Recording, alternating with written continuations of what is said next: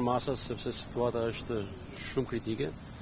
Gjendja në gjykatat shqiptare është e papranueshme, siguria është në nivelin 0 dhe them e bindje më të plot dhe ne nuk mund ta lejojmë një gjë të tillë. Gjyqtarët duan siguri që t'i japin drejtësi. Sistemi që nga presidenti i Republikës dhe deri tek avokati më i thjeshtë. Edhe më vjen keq se kur shoh median, jo juve, por nëpër media këto prononcimet në portalet janë të tmerrshme. Në këtë shoqëri është mbjellur urrëtia dhe ka çuar rrënjë shumë thellë. Kështu që është shumë e vështirë për të zhërnjosur. Ajo do të zhërnjosur këtu një herë, pastaj me institucione. Unë nuk e di, po se si Këshilli i Lartë i gjyqësorit më paraqet shkresa, jo po e ka fajin kjo, jo e ka fajin këtu, stilet për fare, këtu do të marrë masa drastike.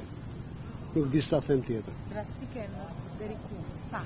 Deri në fund, ti dalë ujë zik kësaj pune. Iku një njeri, iku një familjar, iku një baba, iku një koleg, iku një mik shumë i mirë.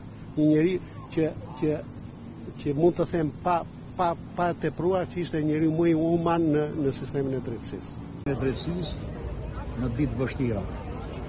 2007 ku i leri një vëjnë Mastrit Kalaj ishte gjyqtar në Shkodër, ndërsa unë drejtoja provën në Shkodër.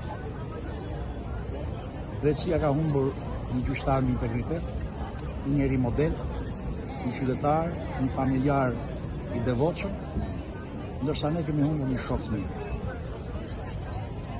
Ngjarja është tronditse, unë kam deklaruar që është një akt barbar, unë kam marrë alarmin për sigurimin e punonjësve të drejtësisë.